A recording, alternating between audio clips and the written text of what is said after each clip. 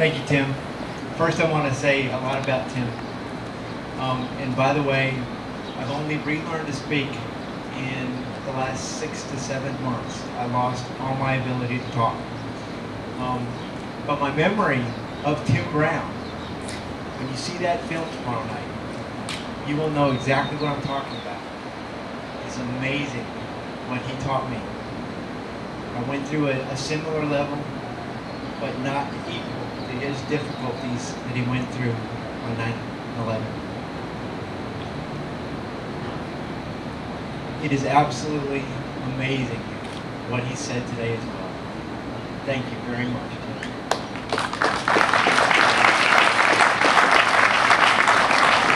I was doing a lot for my fire department, trying to enable all of our folks in recovering from that very difficult incident being involved in. And we learned so much about Tim and some of the other folks. Brian Rafferty, Caitlin Olson, all of them have been so extremely helpful and are helpful to this day. Now I'll say something that's a little bit funny. And I did 30 years in the fire department, and my best thing, my most favorite thing was on the ladder truck. And I've climbed and extinguished fires from 110 feet several times.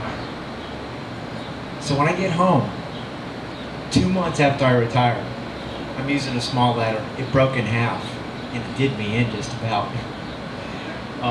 I consider that a little bit funny. Because I love ladders. That one thing, as soon as I started getting my memory back and my ability to communicate back, my family's like, don't fix that light. Whatever you do, you need to climb a ladder. So what am I doing? I am listening because I want to keep it all intact right now. The call at 9/11 from the Pentagon was very intense.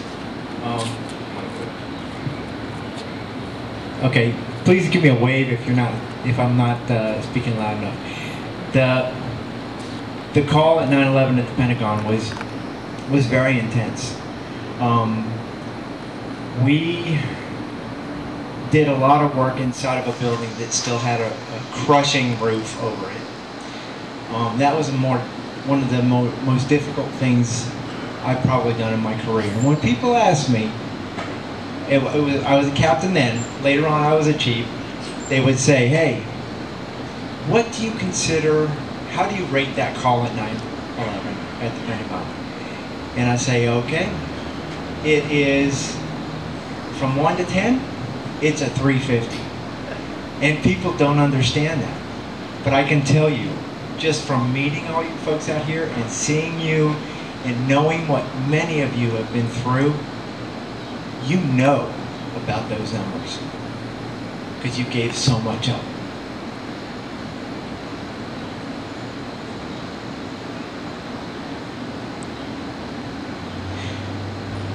Thank you. You guys are awesome. And next year, I can't do it this year because I'm still healing up. Next year, I will ride with you.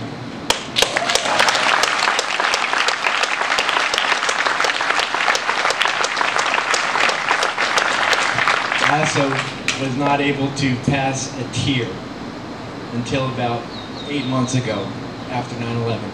I lost the ability. So sometimes there are issues involved in injuries that actually change your life in a really good way.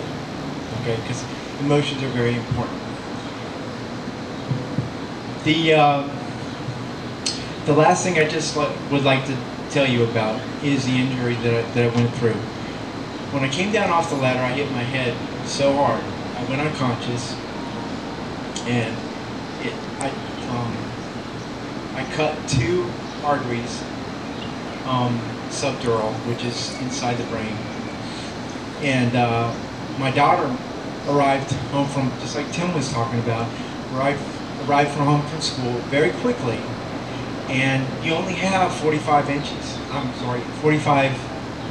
to survive from that. And that's when veins are cut. When arteries are cut, it's very rare to survive. They flew me down to Dallas, and they watched me very, very close. And my family was very, very challenged. I can tell you that. It took me a month and a half to get any of my memory back whatsoever. When they had to stop the swelling in my brain, they had to cut out half of my skull on the left-hand side and remove a little bit of my brain material. I don't know, I can't figure out what part yet. But they keep that skull in the freezer, and they put it back in about 3.5 months later. At the 1.5 month mark, I got my memory back. And there is actually some folks tracking me pretty close just to research, because my left-hand side completely, left-hand side from my neck up was completely frozen. And I'm getting a significant amount of movement back. My right-hand side of my body was completely shut down. I was paralyzed on my right side completely. Now you saw me walk up here, so I have a lot to be thankful for, and I've been very, very blessed. But I can tell you, I know I am one of the few folks who have really been through some very serious challenges.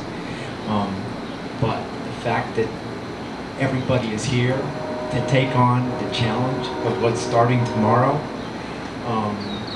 and the benefit of meeting people involved in all this is absolutely awesome, because fighting your pain is one of the best things to do,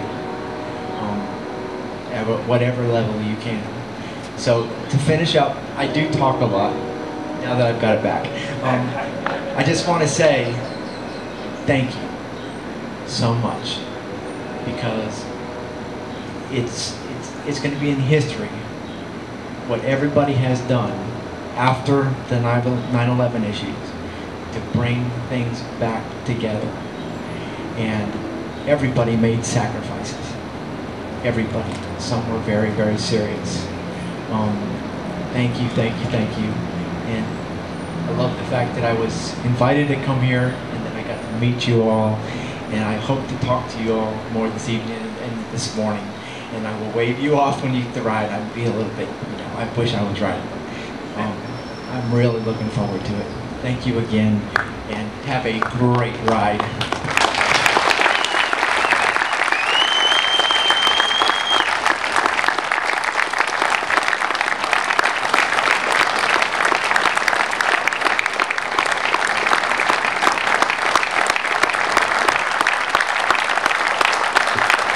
So since he's going to ride with us next year, he's got to start training. Yeah. So we have a signed jersey, all the guys signed, that we'd like to present to you, and this will help motivate you to get ready for next year's Texas Challenge.